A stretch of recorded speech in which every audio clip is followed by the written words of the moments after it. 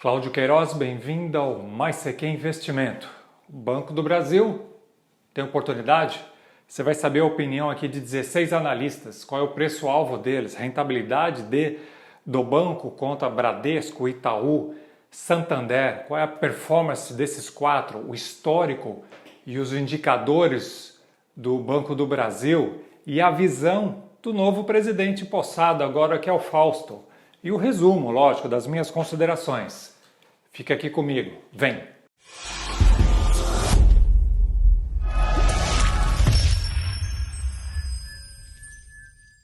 Bom, antes de tudo, se já é sócio de alguma empresa que o governo tem participação, escreve aí para nós. Qual é? Se for, qual é? Se não for, me diz. Por que ainda não é?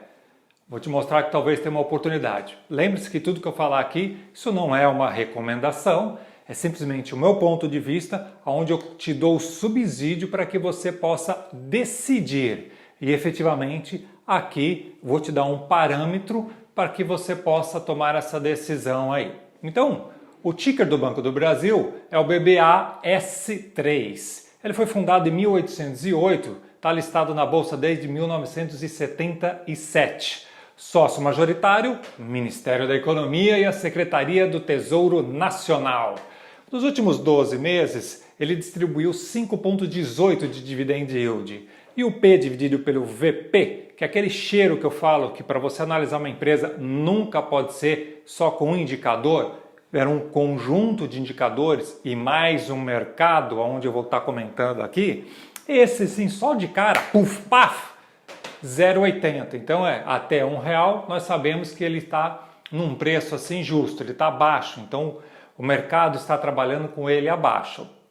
Uma coisa positiva é que o Conselho de Administração aumentou o payout.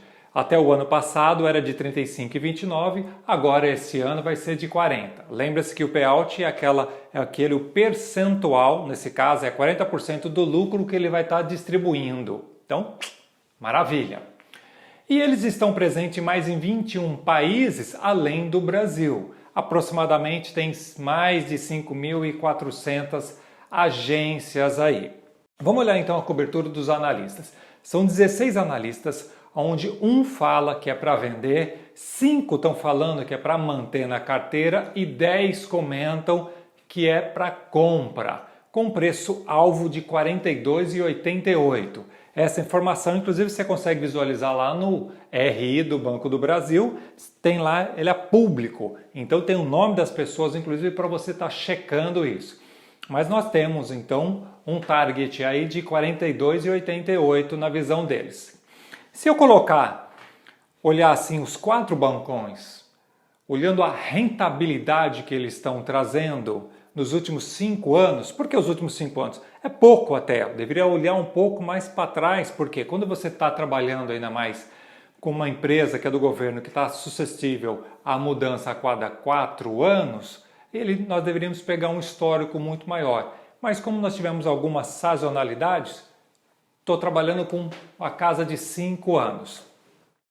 Então se nós olharmos nesse período, quem foi o melhor? Foi o Santander, com 219,42%, seguido do Banco do Brasil, 207,95%, e aí depois veio o Itaú, com 195,55%, e o Bradesco, com 126,33%. Isso mostra que ao longo prazo de um determinado período, as coisas podem mudar bastante. Alguns indicadores que eu agrego agora, que é de eficiência, de rentabilidade, a mesma coisa. Eu peguei lá desde 2016 e trouxe ele para cá para você estar visualizando. A margem bruta dele, de 2020, ele terminou em 56,18. A atual está em 28,46. Se nós pegarmos uma média, média simples, para ter só um cheiro, uma ideia, ele está numa média de 30,45 de margem bruta. A margem líquida também, uma média, é de 10,38. Se você olhar no histórico, ele vem, tirando lá de 2016, foi de 3,99, e ele vem aumentando e vem se mantendo aí na casa aí de 12, 13, 11. Então ele vem numa constância a margem líquida dele. Independente da mudança ou não, ele está trazendo aí um retorno. Vamos olhar o ROI também, que é o retorno do nosso dinheiro lá que ele está produzindo. Desde 2016, olhar lá, ele aumentou. 2016, 8,14, 2017, 10,92, terminando agora em 2020, 10,63 e o atual agora no primeiro trimestre que eles divulgaram, 10,57. Vamos colocar uma média de 11,51 para que você tenha uma ideia. Então o ROI acima de 10 ele está bom. Se nós olharmos a performance, então, das ações, como é que está acontecendo isso no mercado? Eu preciso olhar para os pares dele, continua a mesma coisa. Então eu peguei no período de um ano, que é um ano crítico, onde eles tinham que ter uma certa velocidade para estar fazendo as coisas, mostrando isso para o mercado estar confiando nele mais. Bom, Santander sai na frente novamente com 36,31%. O Bradescão está em seguida com 29,53%, o Itaú seguido com 10,96% e o Banco do Brasil está apanhando no mercado decorrente de várias coisas políticas que podem surgir, então o mercado está batendo nele e trouxe só uma rentabilidade, um retorno aí de 1,56% nesse período, então, na performance de um ano. Então tem uma oportunidade, talvez você fazer mesclar aí, pegar um pouquinho do Banco do Brasil, colocar mais um pouquinho lá da BB Seguridade, mais algumas outras para dar um médio, porque os fundamentos do Banco do Brasil estão bons ainda. Então, vamos olhar o lucro líquido ajustado deles, e aí, é o que eu falo, nessa época que ele teve, é legal nós olharmos então um trimestre. Como é que está sendo, como é que foi a evolução dele? Então, se nós olharmos agora o quarto TRI de 20, que ele fez 3,7, compararmos com o primeiro TRI de 21, que ele fez 4,9, teve um aumento de mais de 33%. Se nós agora verificarmos o primeiro TRI de 20 contra o primeiro TRI de 21, que é praticamente ano contra ano, foi 44,7. A evolução disso foi pela redução das provisões, que eles diminuíram agora, não só ele, mas todos os bancos, porque fizeram uma cacetada na incerteza lá da pandemia e agora eles estão ajustando, está ficando mais claro a situação, então eles diminuíram isso e o crescimento da margem financeira auxiliou bastante. Mas quem está impulsionando na realidade disso é a carteira de crédito dele. Se olharmos lá, dezembro de 20 contra março, ele subiu 2,2%. Agora, se olhar a um ano, março contra março, ele subiu 4,5%. Quem carregou isso aí? É o varejo e o agronegócio, onde todo mundo fala agronegócio. Tem algumas ações aqui.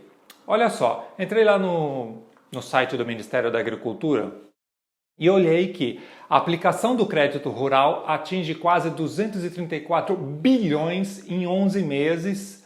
Então, se você olhar que ele está atingindo o crédito nisso, e uma das coisas que o Banco do Brasil faz é disponibilizar crédito para o agronegócio, nós estamos falando que esta ampliação de crédito, ele representa um aumento de 19% se você olhar lá de julho de 2020 a maio de 2021.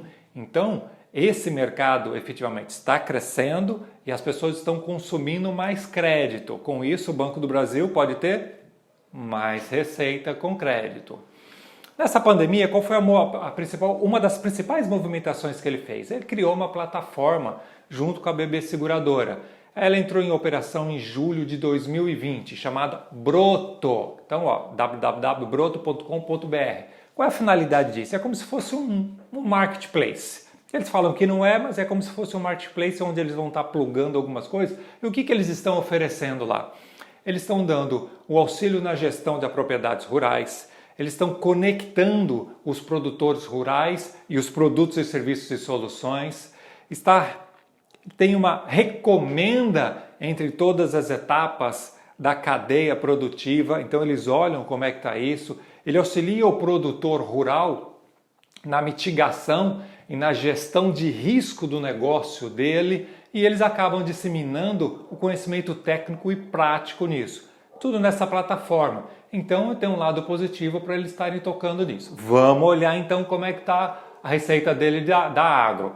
Da agro dele desde março de 20 até março de 21, subiu 6,4 e de dezembro para março ele subiu 3,6. É algo sim relevante na situação. Mas se nós olharmos lá no primeiro trimestre de 20 contra o primeiro trimestre de 21, ele subiu 21,4. Então teve sim uma evolução grande nesse negócio. Se nós olharmos o histórico dele, olha só, da receita líquida, dos custos e do lucro líquido, tem sim a sua movimentação lá de 2011, passando por algumas gestões, aonde a receita aumenta, encolhe, os custos a mesma coisa, o lucro líquido ele consegue se manter. Então ele tem sim uma estabilidade trazendo no lucro líquido disso. Vamos focar então o terceiro TRI de 20 para cá. Se nós olharmos o terceiro TRI para o quarto TRI de 20, o que aconteceu então com a receita líquida? Ela teve uma queda de menos 30,89. Já os custos, menos 58,18 e o lucro líquido, mais 2,94. Se nós saímos do quarto TRI de 20 pula para o primeiro TRI de 21, nós já olhamos uma inversão. Se você olhar a receita líquida dele, já aumentou 71% e os custos tiveram sim um aumento de 160%, mas o lucro líquido da operação dele, como funciona, teve um aumento de 33%. Então ele saiu lá de 3,126, foi para 4,157, que é o que nós sempre ficamos ligados, que é o payout que ele vai estar distribuindo em cima do lucro líquido disso. Se nós olharmos os dividend yield do histórico, a média foi de 5,91 e se você se atentar desde 2011 até 2015, ele veio alto e aí depois ele começou a cair e ele começou a voltar agora, sendo que o atual ele distribuiu 5,18. Então você tem que ficar sempre de olho, ele está devolvendo, mas se ele está mostrando valorização na ação, então você está contrapondo. E não é nesse caso. O mercado está apanhando, está batendo nele, a ação encolheu. De repente é o momento de você entrar porque o fundamento, teoricamente, o banco está aí. Ele está sólido, ele está bem. Então o que eu vejo isso? As provisões eles estão diminuindo. Vai melhorar o resultado dele. A operação do cartão de crédito para não correntistas começou a alavancar agora. As margens financeiras dele, bruto agora foi de 4% ao ano, ele foi decorrente de menores despesas na sua captação. E qual que é a grande aposta que ele está fazendo agora? Efetivamente é o crescimento do crédito, acabei de te dar um exemplo aí do agronegócio, né? E ele quer realmente transformar o banco em digital, não operações digitais, ele quer transformar, ele quer agregar com que esse banco vire efetivamente processos digitais pesados. E eles vão estar perseguindo sim um melhor mix na carteira. E eles estão focando sempre direto para tentar reduzir os custos de captação que eles estão tendo no mercado. Segundo o presidente Fausto de Andrade, o foco dele é digitalização e melhorar a rentabilidade para os acionistas, que é aquele gráfico que eu mostrei para vocês lá na frente, a rentabilidade que eu coloquei mais 3 bancos juntos. Então ele vai fazer isso com o quê? Melhorando a operação. Então com essa melhora da operação ele vai trazer melhores resultados. Bom, ainda esse ano vai ter vestígio ainda de redução de funcionários, então vai acontecer ainda algumas saídas referente a isso, porque eles andaram num processo de demissão voluntária em alguns programas, então ainda vai surgir isso, então vai estar contaminando um pouquinho o resultado dele. Eles perderam, e não só eles, mas como todos os bancos, perderam em tarifas físicas principalmente, ele está em queda. As despesas administrativas, ela está programada assim, ela está ajudando na retomada do resultado, porque eles estão apertando bastante isso lá. Mas isso vai estar ameaçado com o decorrente da inflação, porque efetivamente se a inflação subir, muita coisa vai mudar no processo. E aí ele precisa efetivamente, não só ele, mas como todos os bancos, que a economia retorne nisso para dar um horizonte para que ele possa estar caminhando. Então ele vai melhorar nessa despesa administrativa se efetivamente a economia andar. Sendo que lá no ano de 2000 ele lançou o portal do Banco do Brasil, permitindo a movimentação digital e o atendimento por meio do Internet Bank. Mas este crescimento ele está sendo vegetativo. Por isso que o presidente fala que esta parte dele é a prioritária. Então o mercado está andando, os bancos estão descontados, mas eu olho que o Banco do Brasil ele está sofrendo mais com relação ao mercado de ações, não mexeu muito na estrutura dele. Então talvez seja uma oportunidade para você olhar. Lembre-se que eu falei isso no começo, que isso não é uma recomendação, mas se liga nesses pontos que eu dei para que você complemente com outras informações e tome a sua decisão. É uma oportunidade de você estar olhando esse foco com um pouquinho diferente. Lembre-se que o sucesso da vida é feito de escolhas e sem sacrifícios não existe sucesso. Mas você quer investimento? Forte abraço. Vem!